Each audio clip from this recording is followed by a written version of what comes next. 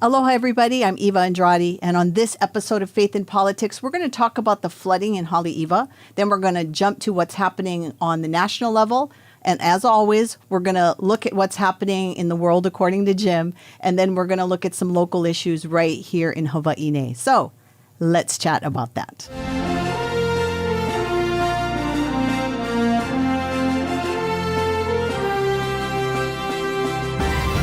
Ezekiel 3:17 warns the watchman on the wall to do his duty, because if the people perish, the watchman is going to be held accountable. So there's a beautiful beach on the way into Waianae that my family called Baby Bay. And it's sort of a cove that you have to walk down to get into it. It's been filled in by the state because of some of the strong currents that happen over there, but you'll hear a little more about that later. So my family spent a lot of Sundays at Baby Bay, picnicking and enjoying the sun and the sea. See, if you're raised in Hawaii, spending time at the beach, it's very important. So one particular Sunday, it was getting to be a little late, and I decided I wanted to get in my last swim before we went home. So I got into the water and I was enjoying it. And then all of a sudden, my father, who was standing on the shore, he stood up and he pointed behind me. So I turned around and I noticed a very large rogue wave that was coming in toward me. So I do what all people in Hawaii do. I dived under the wave. What I wasn't prepared for was the second wave that came in behind it, and I was caught in the curl.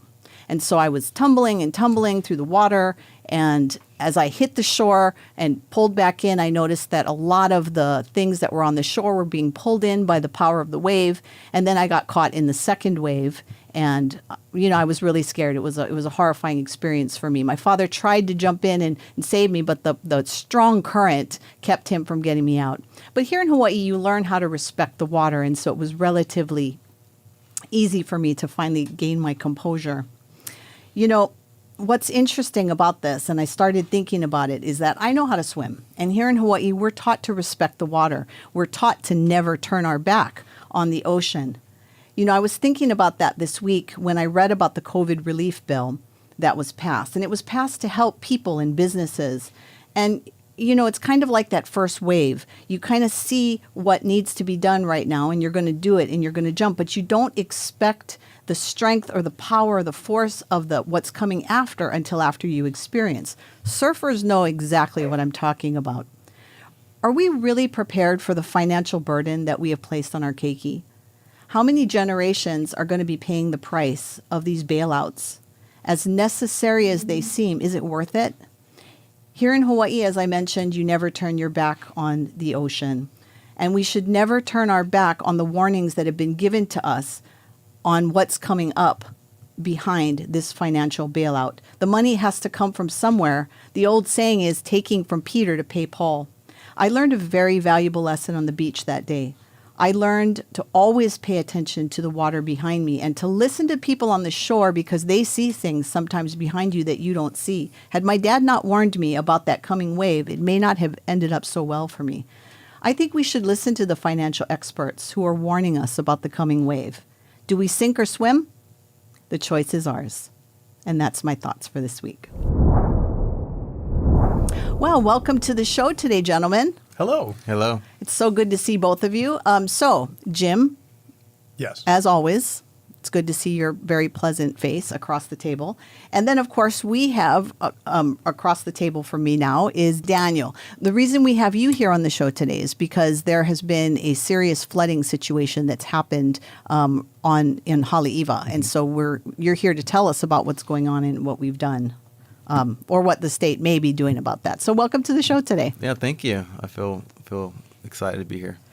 Okay, so what I want to do first is I want to talk about what the damage has happened there, and I want to get your thoughts on what's going on and how maybe people can partner to help. So there were two homes that were totally destroyed, according to the recent report that was done. There were 30 that had major damage. 44 homes had minor damage, and 31 were affected by the storm. So you want to share with us what's happening over there? Yeah, so when I heard about this stuff, I was like, wow, we need to get over there, and we need to get some people out there to help, because obviously people can't do that by themselves. So when I go out there, a lot of it is mostly like mud and debris that kind of got washed up from the mountain all the way down. And so where it kind of settled in the very bottom of the river, it just kind of got into people's homes. And so, I see a lot of homes that are damaged, but mostly just a lot of debris everywhere. I mean, cars got messed up. Like the one family, her car was sitting in front of her house and then ended up being in the backyard up against a tree. Wow. And so, it was very, very surreal just to see, wow, look at all this damage. And just how do you start? Like you got all this mud. I mean, I'm talking so much mud, so much debris. Where do you start, right? And so, it was a lot of damage out there, a lot of debris, a lot of, just stuff underneath houses. Obviously in Hawaii, they build houses, especially around the river, about 3-4 feet up. But still, the water went up 5 feet, 6 feet. Some places 16 feet is where the water went up. So, it's a lot of damage. Yeah, and they were talking about some of the families are actually displaced right now. They cannot even be in their homes while all of these repairs are taking place. Do you know what's the status of those families? I don't. When we call, which is funny, when we call, they say, no one's been displaced. Everyone's in their home. It's like, well, that's not what we're hearing on the communities. We're saying, people like, I was talking to a girl on social media saying, my house went away. It's gone. And so I said, reach out to us and let us know how we can help, right? And right now she's staying with a neighbor. Because her house literally went with the flood. And so I don't know. But then when we called the city, they said, we don't have any record of that. So obviously the survey just came out. And so maybe they updated it. Yeah, so according to the reports, what they're saying is that there are 2 homes that are total loss. So obviously, if they're total loss, these people are not living in the debris. I mean, obviously. And then with the major damage, according to this survey, they're saying it's a home with structural damage or other significant damage that requires extensive repairs, and it's not safe to live in the home. That's 30. So obviously, there are 30 families now. Yeah, I think what it is no one wants to leave. But they're going to stick them in either Waikiki or somewhere, some hotel, right? And no one wants to leave their home. They want to be there and help out and clean up, with their own stuff. And so even if their house is not stable enough according to the city, they're like, this is my home and I'm going to be here. And so I think maybe a different solution of sending them somewhere else. Maybe there's something else that we can do to stay there and then maybe offer some kind of help to expedite the repairs so that they can stay in a home safely. Yeah, let's talk about that because the government doesn't always jump and get involved right away when there's situations like that, but the church does. So tell me what you did. Wow, it was amazing. So, we're with Kalo Outreach, and my wife and I, my whole family, really all my kekis were there this past yesterday and serving the community. And so our heart is to find situations where there's holes or needs, right? There's needs, whether it's tangible needs with money or cars or cleaning the yard or whatever it is. Oh, you must not have anything to do because there's nothing like that. Right? Jesus says the poor will always be among you, right? And it's not always poor. It's just, lack of whatever it is, right? And so when we heard about this, we said, all right, let's get involved and talk to the team. And it's all right, let's get the website out there. Let's get forms on there. And so the church was out there. I mean, so many cool churches out there, even the community, just people who just say, hey, I want to help. Just yesterday, a guy said, who are you here with? I'm just here to help. I live here. It's so sweet. So it's just awesome how the church comes in and the body of Christ just comes in and say, hey, let's serve this community. And then too, there's other people who just are good people that says, you know what, I'm not part of some church or anything, but I want to help. So it's kind of cool that God, the way he made us in his image, it's in us to want to do good. Absolutely. Right. And then sometimes we listen to the wrong side. Right. And so anyway, so it's just good to see people, their first knee-jerk reaction is to do good. So what kind of stuff specifically have you done? Man, well, we cleaned up mud, and actually Hauula is also affected too, as well as Haleiwa and Hauula, and we went in there and took out these appliances, took dump runs, so 20 minutes down the road, we had to do dump runs, so we haul a lot of stuff, a lot of just random stuff, sticks and all kinds. So we'd be doing dump runs, shoveling mud. In the farm, we were pulling out old tomatoes that were just not, couldn't use anymore. And then yesterday we were taking gravel and spreading it out on top of the mud to where you can have a nice foundation for surf and salsa right there in Haleiwa. And now it was cool to see them, 8 days ago they were not running, and then now they're running and they're full operations and serving clients. Wow, it's amazing what happens when somebody says, how can I help? And they roll their sleeves up and they jump in. And if you want to see some of these, you can actually go to YouTube, Kalo TV, and check out some of the videos that are posted on this very thing. So thank you for the work that you're doing there. So let me ask you though, when you shovel up the mud, you don't bring it to the dump. What do you do with the mud? The mud, I mean, that's a good question. We just put it in piles, different piles, and these big dump trucks will come and pick it up. And so I don't know where they take it. Interesting. The dump runs that we did was more sticks Stuff. and debris and stuff, Yeah. right? So obviously, I'm seeing that there's two sides of help you could actually use right now. Obviously, you can always use more help from people in the community, whether it's financial or whether they want to come and do the work. But there's also government help that you could probably use. I mean, is there a message that you'd have for our government leaders? Yeah, I would say definitely reach out to the community leaders that are first responders, right? It's like, okay, this person, go to the social media. Social media is awesome now. Like, get the word out really fast. So I would just say, for the government officials to reach out to people like Lori and Danny and obviously myself going in there and say, hey, what are you hearing? Your boots on the ground. Obviously, the survey is cool, but that survey came really late, right? And so for me, I would say reach out to community leaders to get a better assessment because they're boots on the ground immediately. And then also, like, we don't have framework to try to get all this stuff, these trucks, commercial trucks going out there.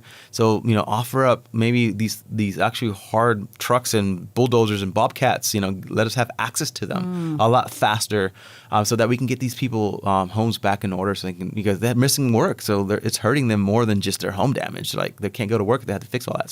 So there's a lot of ways that people in the community can help right now. I'm sure that you guys could use some financial help as well. So why don't you tell people, our viewers and listeners, how they can reach out and help you?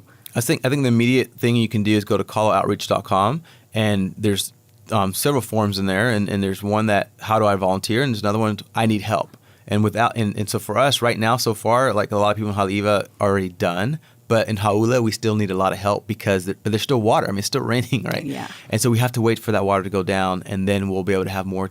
Hey, this is where we need to go. Yeah, and Waimanalo as well is really affected too as well. There was a farm that got affected there as well. So it's just really anywhere where there's a stream, they got hit, and there's all this debris. And so as I get information, calloutreach.com, and then I'll then say, hey, this is where we're going to send you. Do you have anything going on in the next couple of days? Yes, and Saturday, Hauula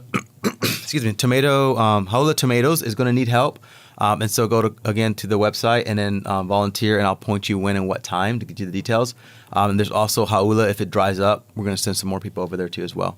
Okay, so immediate call to action. We want everybody to pray for all of these people that have said yes to helping the community. That's really important. If you're feeling led to reach out and help, whether you want to do it personally or give some money, please visit Kalo Outreach and find out how you can plug in. And we just want to thank you for saying yes to that, because Daniel, it takes somebody to say yes. It's and awesome. And you said yes. So, and we also want people to plug in before the rains in April hit, because this could potentially get worse, and maybe you guys need to be ready for other areas, right? Yeah, you got to get that debris out, because then if that debris stays there, then more debris comes, and then it's going to make the water stay there longer, right? Because it's not able to flow. So yeah, we definitely need the help now for sure. All right. So when we come back, we're going to talk about some of the national issues, and you don't want to miss that because some very exciting and interesting things are happening across the nation. So again, thank you very much, Daniel, for joining us today. Wow. We'll see you in a minute. Hawaii is a beautiful place to call home, but for many here, especially now, everyday life can be full of hardship. It has been Kalo TV's prayer to reach our community, not only with Christ-centered media, but as the hands and feet of Jesus to our neighbors and families.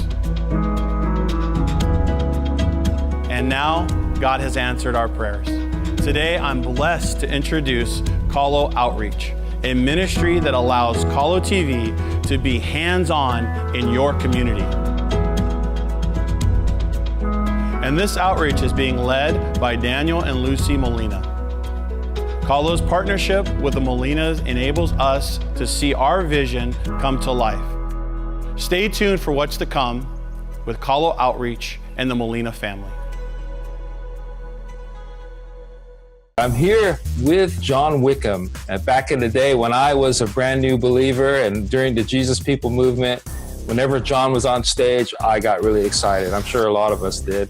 The first time I saw you, John, you were playing with The Way, and then you ended up playing with Parable, and then you were sitting in with a lot of bands after that, too. At that time, there were 2 contemporary Christian radio stations in the world. It just was the birth of it, and it was about Jesus. You end up going to play with Parable after The Way, and you meet your wife, Lisa, and then you end up having 3 beautiful kids, and the talent keeps going. I remember hearing about this guy, Phil Wickham. As soon as I saw his name, I knew, oh my goodness, this must be John and Lisa's kid. He comes into the living room and goes, Dad, I wrote this song. I'm waiting for some cheesy part to come, and it never came. And I'm just like, what in the world? Welcome back. And now, after talking about what some of the things that are happening locally and some of the good work that's being done by Kahlo Outreach, shout out to Kahlo Outreach. Now, Jim, we get to jump to what's happening across the nation. Excellent. And I know that you're so excited to jump into this. Well, I can tell. I am. I can love tell. it. Yeah. Okay, well, this has been kind of a very interesting week in Congress. One of the things that just recently happened is the House of Representatives just passed the Equal Rights Amendment again. Which is kind of interesting because that was a initial women's lib measure way back in the 70s, I think, or maybe in the 60s, 70s, I think. And it didn't reach the necessary number of states supporting it as a constitutional amendment. So it expired. It died, just a natural death. And now it's coming up again. Well, it's interesting, and I thought you'd find this fascinating. So the National Right to Life, when they did their press release about this, they noted in their press release that the vote was 94% in 1971 in support of this. In, let's see, it was 56% in 2020. And today, it was, or when they did the vote, it was 62 votes below the 2/3 margin that the Constitution requires. Well, and what's kind of interesting is the Equal Rights Amendment had to do with amending the Constitution to include sex, being a man or a woman, 1971. There were only 2 then. Being protected under the law from discrimination. And that was 50 years ago. And that has been put into the law in the state of Hawaii, probably in all the states, and in the federal law from congressional acts. I don't know that we actually need to amend the Constitution because it's already the law. I mean, I don't understand what's going on. There must be something new. Well, obviously, I don't know if you feel this way, but I feel this way. I feel like a lot of the conversation over the past couple of years has been about sex. I think it's been about gender. Sex. Well, it depends on who you're listening to, right? I mean, there's a lot of talk about what happened recently. I believe it was the VMAs with Cardi B. I saw some things on the news where Candace Owens made a comment that she was a little concerned that it was inappropriate, the behavior that was done by Cardi B. And Cardi B responded, and now they're having like this Twitter war. But what I want to mention is that as a woman, I remember growing up and your parents are encouraging you to dress properly, right? You want to be modest and all that. But boy, that has really changed. You fast forward to today, and I don't know how men survive. Well, do you remember at the turn of the 1800s to the 1900s what women's bathing suits look like? Yes. Things change all the time. Things change all the time. I get it. But but the point now is that, and my generation is not that long ago, but, to show respect, to women and to their bodies, and show respect to men and their bodies. But now everything is so convoluted and everything means everything and it's somebody's definition. And I can't keep up with it, to be honest. Well, me either. In fact, this only just popped up yesterday, so I haven't read the proposed language for the new ERA. Do you know, does it include guys that identify as women? Well, I think that the arguments on the floor was that it needs to, but I believe I have not looked this up, so I want to be clear about that I'm not 100% sure. I think they're just dealing with the date, right? Because there was a time period where the vote had to take place in order for... that was in the text. Right. So I think and that's why it didn't pass. Right. The time went by. So I think that's what they're trying to address. Oh, so it's the same language as 1971. I believe that it is, but the debate on the floor is where the interest is coming up on what this could morph into, right? So basically what's happened now is it's going to go over to the Senate. And all right, so that was one thing that happened. And we'll come back to this as Jim and I look more into this, and maybe we'll even get a guest on the show to talk more specifically about that. I can come on as a woman. I can identify. That would be very interesting to me. I could sit over there instead. Okay, viewers, if you want to see Jim. I'm not going to wear women's clothes. I'm just going to sit here and say I'm a woman. I'm a different person now. That's interesting. Okay, so what we want you to do is we always want to know what you, the listeners and viewers, are thinking is important. So definitely take a moment to send me an email at eva@kalotv.com and let us know if there's a particular issue you want us to deal with, because we want to find out what you're thinking. Because Jim's favorite statement, and it's going to become my new favorite statement, and it shouldn't be surprising to any of you, is by the people, of the people, by the people, for the people. That's yes, right. That's right. And so you're the people, and we want to know what's important to you. Okay, so another thing is that the Equality Act is still moving. It is. So we're expecting a vote in the Senate anytime, although a lot of people feel like they're not going to get the votes to pass it. You know, the thing is, the Senate is going through an interesting potential transformation away from the filibuster. And that, I think, is a bad idea for these huge bills that are making huge changes, because if our country's government is going to use a 51 vote margin and it's a 50-50 breakdown in the Senate, so the vice president makes that 51st vote on these huge things that are so totally partisan. If you're trying to live under the law that way, the next election cycle could very well make it 50-50, 51, 49 with the Republicans in charge, who could then exercise this same raw political power and reverse everything. And if you're trying to live under the law that's moving back and forth like tides, it makes it impossible. So it's not a good thing. For those of our listeners and viewers that are Indiana Jones fans, they will remember that there are many times that Indiana Jones had to get through all of these obstacles, and that's kind of what we feel like going through all of this craziness. But isn't it interesting how our conversation always turns back to elections and how important they are? You bet. And we're going to continue to do that, are we not? We are. We are. We're going to drill that in. We own this government. It's not somebody else. That's right. I'm sorry, what was that statement again? We own the government. No, I mean, what's the important one? Of the people, by the people, for the people. Okay, and if people don't know where that came from, Jim, you want to let them know? Abe, Brother Abe. Okay, and we're going to have Alliance Defending Freedom is going to be back with us, hopefully next week, to get more in depth about the Equality Act and what the vote, if it happens, what it means. If it passes, we're really going to have to jump into what that means. So if you didn't hear Greg Baylor with us in a prior episode, it's on YouTube. He's a great guy, very smart dude. You should look it up and hear what he said about the Equality Act last time he was here. Absolutely. And I want to give a shout out real quick to Bev and her husband. They're in Colorado Springs. We are going to be sending you a couple of mugs because they mentioned that they did a binge watching of our show. No Jim. way. Yes, they did. And so shout out to Bev and hubby. Love you guys. Okay, anyway, so another thing that's happened nationally is our friend Javier Becerra has been confirmed.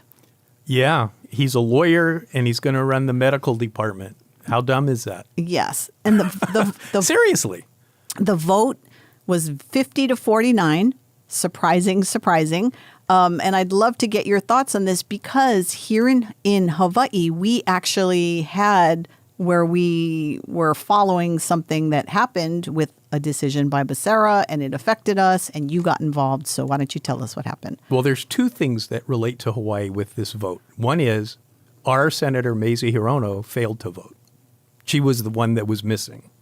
The other thing that happened in Hawaii with Mr. Becerra is he was at the time the Attorney General in the state of California, and he was the named defendant in a NIFLA versus Becerra case that had to do with the state of California requiring Christian pregnancy centers to support as in a marketing manner Planned Parenthood services in their clinics, which are antithetical to Planned Parenthood's services. Well, we had the same thing here because in 2017, SB 501 by our legislature required the same thing here. And on behalf of And it passed. It did pass. It passed. And the day and after it was signed into law. The day after it went into effect, with the help of Alliance Defending Freedom, I sued the governor in the state because it's unconstitutional. I had told them at the legislature that it was I was unconstitutional. there at the hearings. You told them at every and hearing. I told them I would sue them Yes, if they you did. passed it. Yes, And yes. they passed it, and we sued them, and we won. And the state of Hawaii paid us $40,000 in attorney fees. And I remember interesting when the state had to agree to pay this money, right? Because it has to come up, right? In I guess in an appropriation. Well, the way it works is when the state of Hawaii is paying attorney fees from settling or a judgment in a lawsuit against the state, the legislature has to pass a bill individually identifying how much for each of the cases. And so it goes through the legislative process in a bill. And I will say that there was a wonderful, strong representative Democrat who basically got up during that particular bill and chastised the legislature it was in a nice way, but it was a strong chastisement that was like, look, you were warned that this was going to happen. This is irresponsible because that's money, right? That's now going to come out of the taxpayers. Yeah, and the legislature's perspective, it's only $40,000. Who cares? Well, but for taxpayers, right? And, Yeah. and in the last segment today, we're going to talk about the COVID relief bill and how it's affecting people. So, I mean, and as I mentioned in my opening, there's always consequences. So there's one other thing about the Becerra appointment that I want to bring up. And excuse me, it's the Electoral College is very, very important, and we should never get rid of it. And the reason is when the president appoints people to run these departments, it affects every locality across the country. Right now, we have a Democrat president. We have Mr. Becerra as the Director of Health and Human Services, which is where Planned Parenthood gets its money. In Hawaii, Planned Parenthood is going to get more money with him there than they would have gotten before with people that are not in favor of using tax money to fund abortion. If we get rid of the Electoral College, then the big cities on the coasts will be who elects the president, and it will, at this point, looks to me, always be these progressive Democrats at this point. So all of these departments with their tentacles reaching down into Honolulu and Lihue and, Kahului, everywhere, Hilo, it matters. And so we have to keep the Electoral College. That's so interesting. And we want to make sure that we continue this conversation because it's not going to end after this nomination. Correct. In fact, we're going to have to do what we promised to do, which is to educate you guys on what's happening and from a local standpoint and a faith-based standpoint. So what I would like every congressman and senator that voted to approve this guy, I guess it's just the senators, everybody that voted yes should switch out their personal physicians for their lawyers.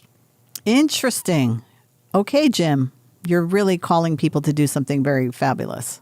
They think it's a good idea. I mean, if we in college, I took logic, right? And that's one of the things they say, A plus B equals C. So this is an A plus B equals C situation. I think so. I think, and for those of you that have not taken logic, don't do it. I did it because I thought it'd be interesting not to take math, and it was fascinating. So, Jim, we are going to be jumping into the next segment. We're going to be navigating those walls and those roads that are in your mind. So, I don't think there are any.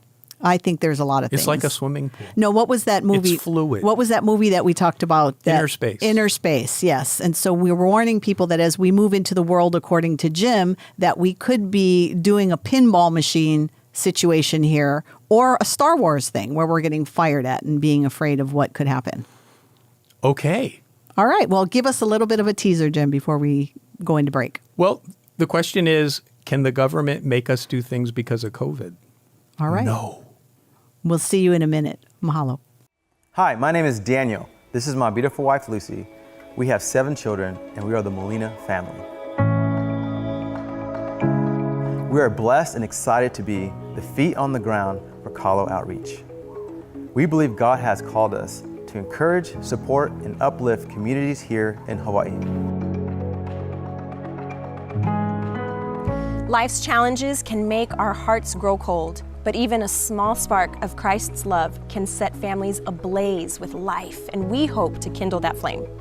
We believe in reaching our communities together with local ministries to meet personal needs, nourish Hawaii's ohana, and to support the foundations of a strong Christian community. If you live in Hawaii and are working through difficult times, we want you to know that we are here for you. And for ministries across the islands, we hope to come alongside and partner with you. Finally, for any ministry or business in Hawaii and beyond that feel led to be a part of Kalo Outreach, connect with us today. Kalo Outreach, bringing the hope of Christ to our communities. We have a mission here at Kalo TV. We continue to be the only local Christ-centered media outlet in Hawaii. God has planted this station to nourish believers and to harvest souls for eternity. It's a calling we hold dear, and today we need your help. Partner with us as we continue to create original local programs. We're so very grateful for that whole journey. Walking down to our story room. Oh my God! So it's where the state cannot tell the church how to run their services, what songs to sing. Showcase solid biblical teaching. We reach more people in one day with the broadcast of the gospel. It's music to God's ears. Improve our infrastructure and influence social media. In these dark and disruptive times, there's never been a greater need to be rooted in God's Word. The Kalo plant has been a sustaining food in Hawaii for centuries, and Kalo TV aims to bring much needed spiritual nutrition to these islands. Are you willing to labor with us for Hawaii, for your ohana, for the next generation?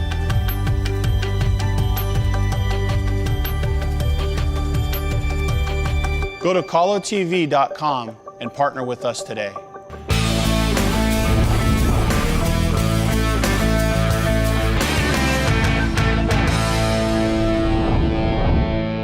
Aloha. So, what makes the United States of America what it is, which in large part is very attractive to people around the world? What is it?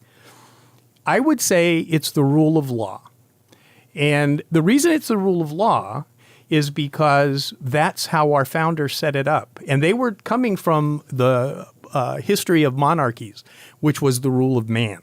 The king, kind of like in Hawaii too, right? The king could do whatever he wanted. It was the rule of man. To go back to pirates, the strong pirate, the best sword fighter, whatever it was the guy in charge, right? That's the rule of man. We don't have that here, or we're not supposed to have that here. We're supposed to have the rule of law. And the Constitution is where it comes from, the U.S. Constitution. And if you haven't read it recently, you need to read it, Eva. You really got to read it. It's short and it's sweet.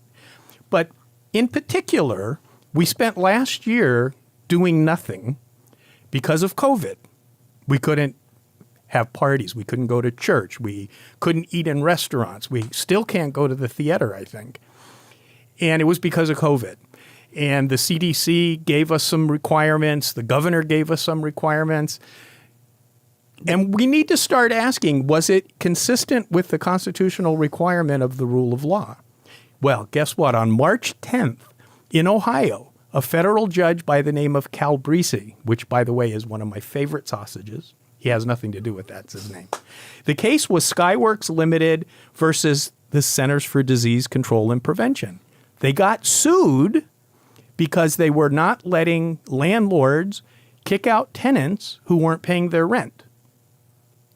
And the CDC's regulations were applicable to people whose properties were purchased with mortgages that the federal government, either under the VA or HUD, were supporting the lending. So it didn't apply to everybody, but it pretty much applied to everybody because these days VA and HUD mortgages provide most of the financing.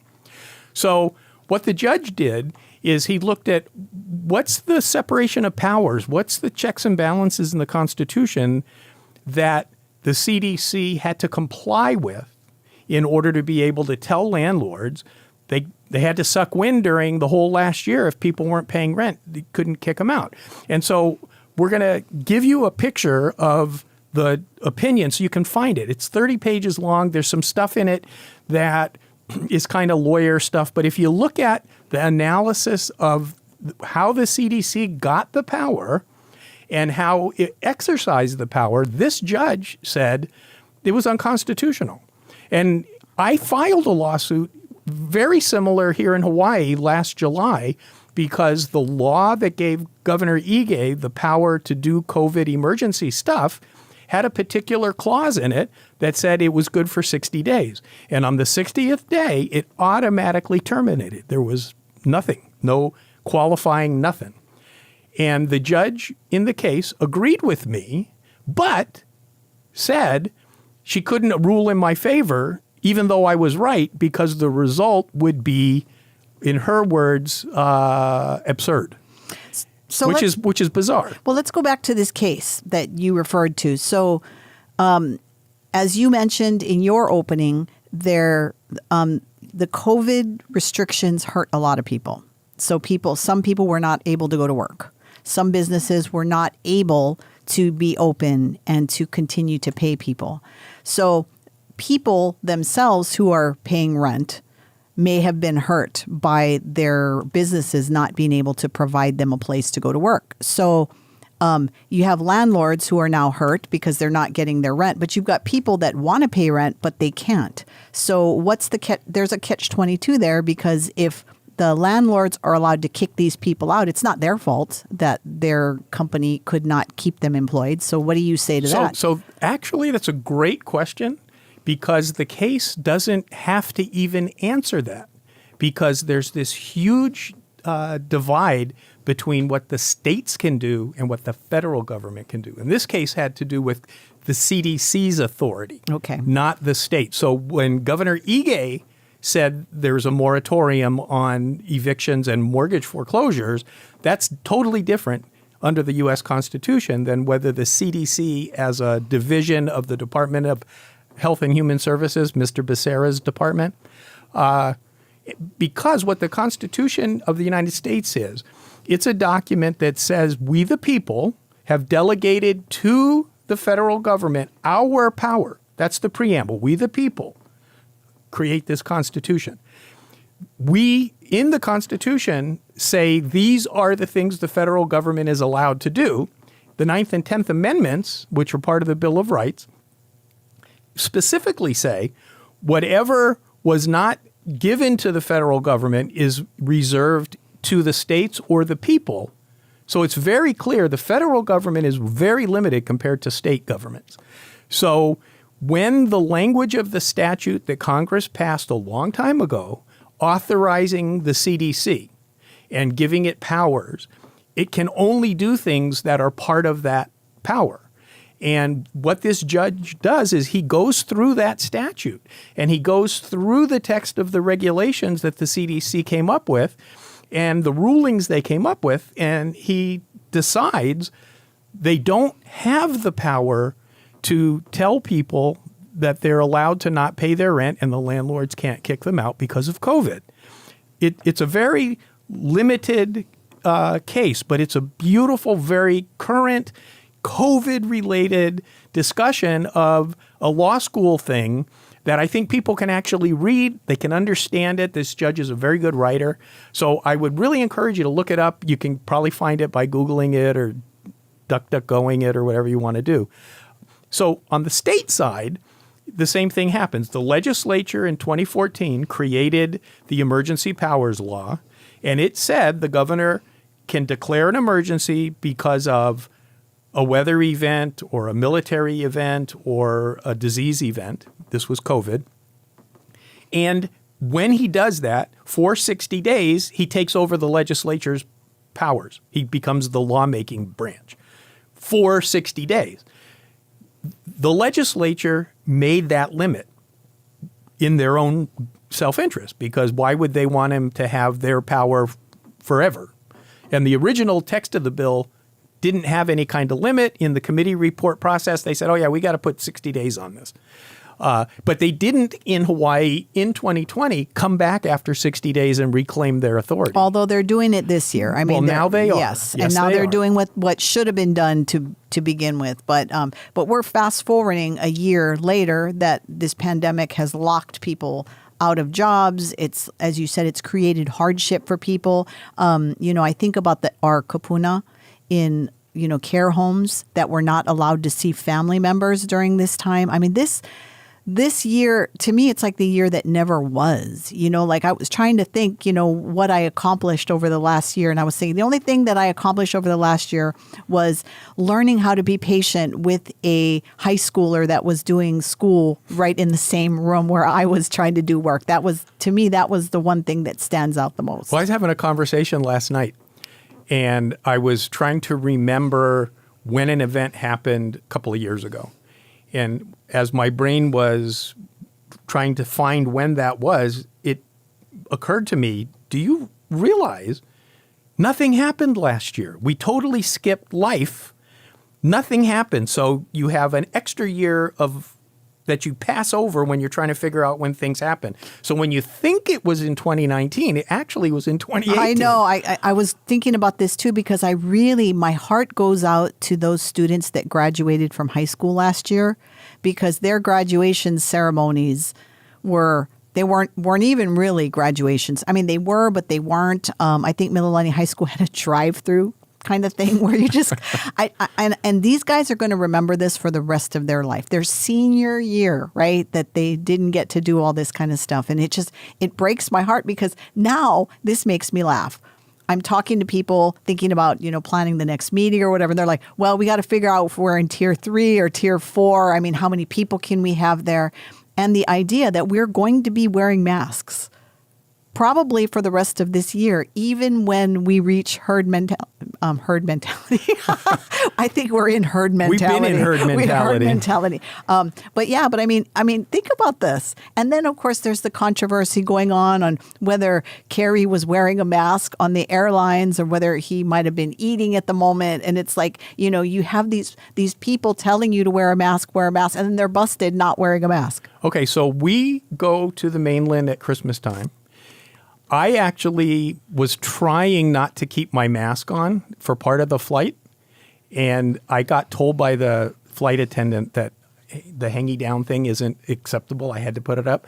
So how come they weren't telling him? Because he's special? Because what you don't know is that in his hand, he had his alcoholic beverage or his water or his peanuts. And so he was in active eating and drinking. I haven't seen that. He didn't say that. No, that's the Eva. He was reading a book in the story. Okay. Well, okay, but the point is that what you talked about here is it's important for people to understand that all of these laws have nuances and they have interpretations that could create problems. Absolutely. And we need to elect people that are going to think about, when they're appointing Mr. Becerra to run this division of the government, that they're not going to violate our rights that take a whole year for us to be vindicated by a federal judge. They need to have the thinking. They're going to protect our rights when they think about things they want to do. Okay, you went back there again. You went back to elections. Yeah. Okay, I don't know why. The rule of law is important. Right, and that's how you started this thing. But where does law come from? It comes from elected members. Correct.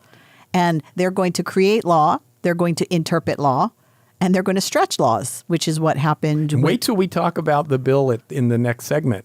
Boy, do they stretch the truth. Well, then we want to make sure that people stay tuned.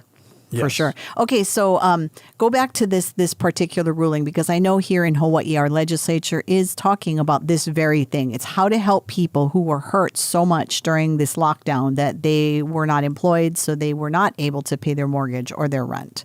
So speak to those people. Okay, so the interesting thing is, what the Constitution actually says in Article 1, Section 10, Clause 1, states cannot pass laws that abrogate existing constitutional or contract rights between contracting parties.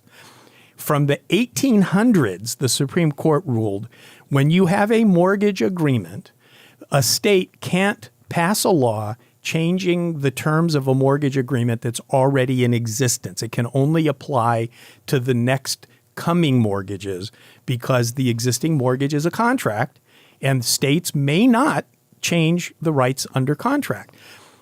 Hawaii can't tell people with contracts, landlords, tenants, banks, borrowers, that they don't have to pay. It's not the rule of law. That's the rule of man. You're listening to Faith in Politics, and we appreciate your time. And when we come back in the next segment, we're going to be talking about the COVID relief bill and what really that means for the people of Hawaii. And we're going to be talking about another very interesting bill. So we'll see you in a minute.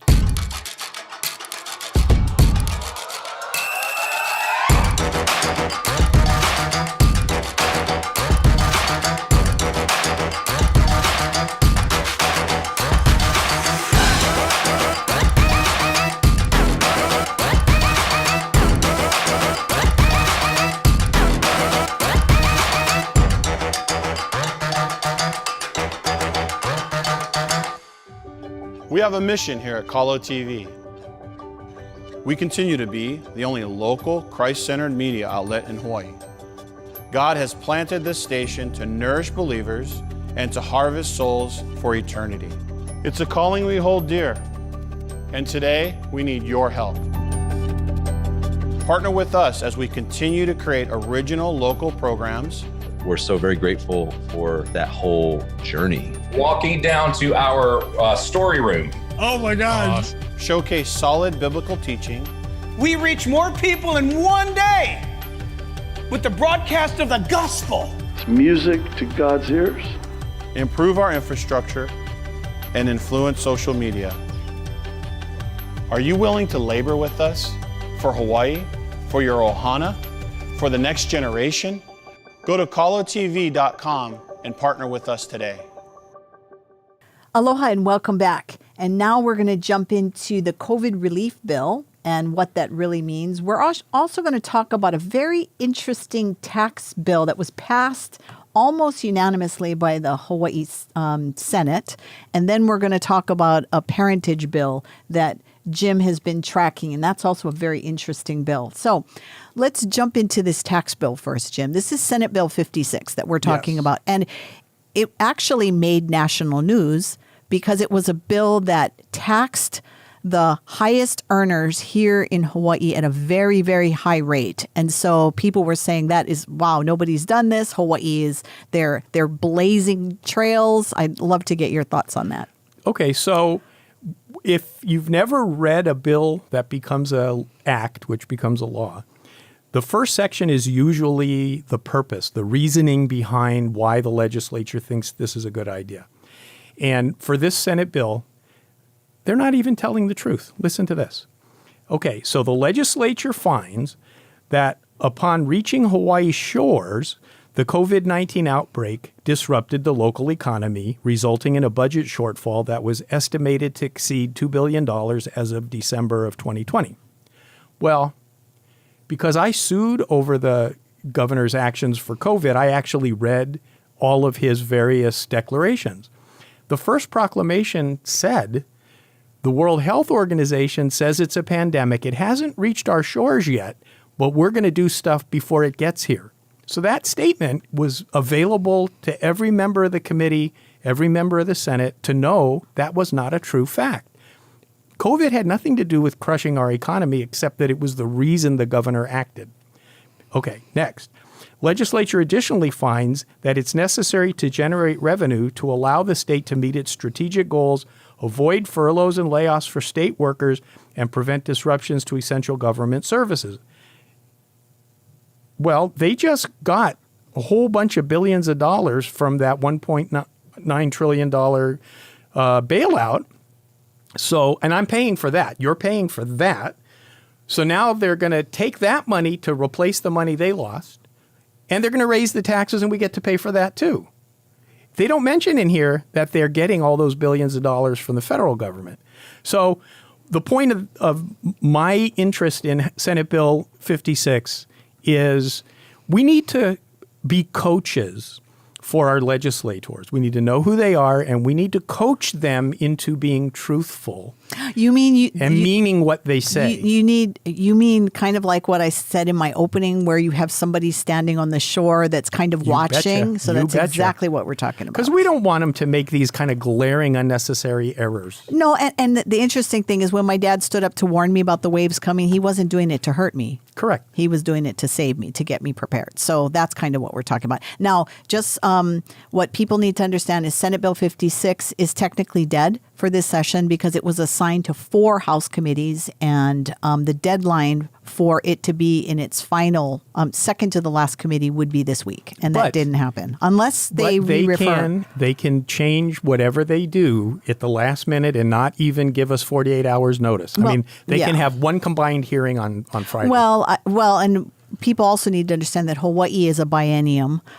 So what that means is that this is the first. It'll continue It'll over next continue. year. So Yeah. technically, It's it could not pick dead. up right where it ended next year. But I don't know where we'll be financially. We could be in the middle of another pandemic, God forbid, next year, because now a precedent has been set. So anytime there is a health crisis, Haven't you heard? There's a new version of the COVID virus in China that's yes. 10 times worse. I heard. Yeah. I mean, just a precedent has been set. We need to pay attention. Just to stay that. home. Okay. All right. So that's that bill. The next interesting bill that I think we need to talk to, it's another one that you find very interesting, is a bill that was already passed one chamber. Now it's moved in the other. And The parentage bill. Yes. And we're tracking so many bills. So I can't remember if it passed the House and it's in the Senate, or if it passed the Senate. But in any case, this It's is a House bill that's in the Senate. Okay, House so Bill it's- 1096. Okay, so it's in the Senate right now, and the bill started as a bill that would change Hawaii law to refer to parentage on certain documents, and now it is a task force. So I'd love to get your thoughts on Okay, that. so when you are born, it's important for you to know You have to do the Cliff Notes where version you of came this. from. Okay. Who was your mama? Who was your daddy? And if you're Hawaiian, Who in was your this parent state- and who was your other parent? No, that's different. In Hawaii, if you want to make sure that if you qualify for Native Hawaiian benefits through OHA, you got to know that one of your parents was Native Hawaiian to qualify. If you want to be a member of the Daughters of the American Revolution, you have to know your history because you have to be in the line of somebody who fought in the Revolutionary War. And there's probably a whole bunch of other ones. Those were the 2 examples that came to me. So what this bill is doing is saying, we're going to change the word paternity, which is a kind of biological, who gave the sperm to have the egg to form the zygote that got born 9 months later.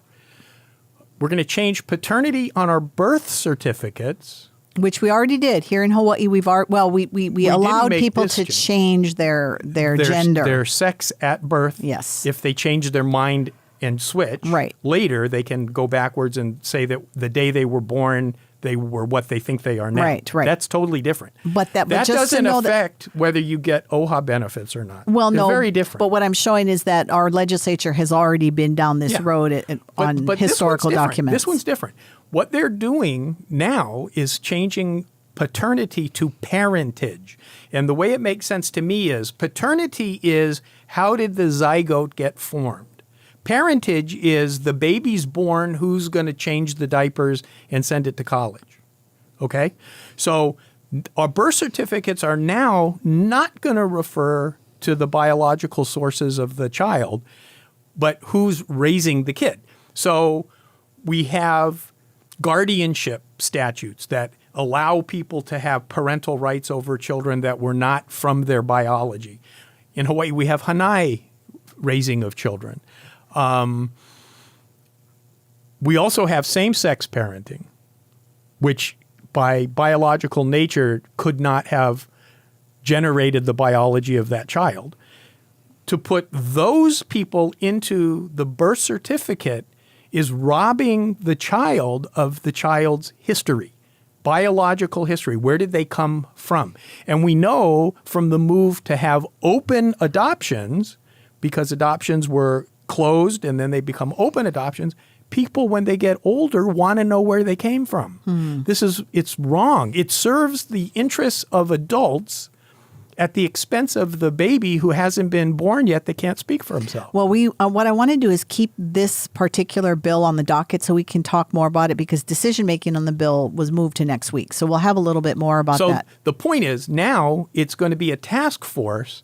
The legislature has said, we're going to make this change. We're going to appoint a task force to give us the language next year. And I think they need to take a step back and have the discussion at the legislature with our participation so that we respect the decision making. They've skipped that entire step.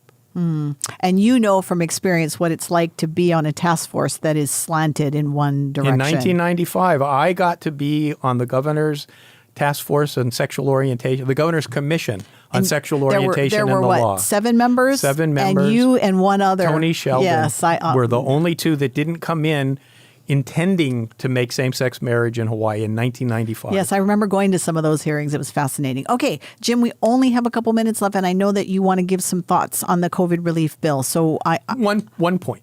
Okay. So part of it is this new child care tax credit, child tax credit.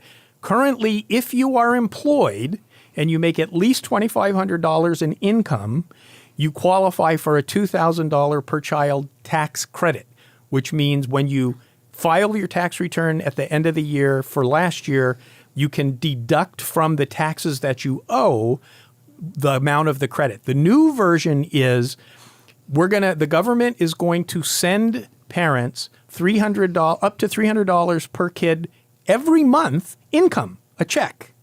And that's turning tax credits on their head.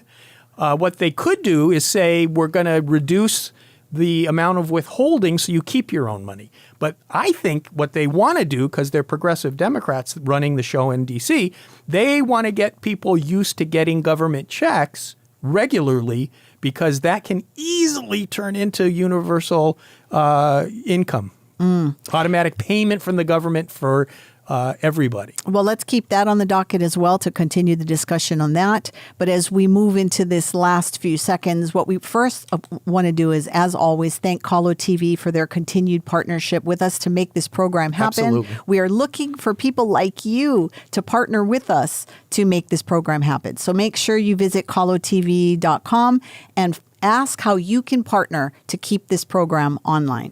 We also want to thank K-Light Radio for the use of this beautiful studio and for all the hard work that happens behind the scenes. And as always, we want to give a shout out to those viewers and listeners who are following us on this journey, who take a time to like this video, share it with their friends. And we want to make sure that Bev and Mark Santorelli get their cups for binge watching this show. So join us, Faith and Politics, next week as we continue to talk about issues affecting faith, family, and freedom. Mahalo, everybody.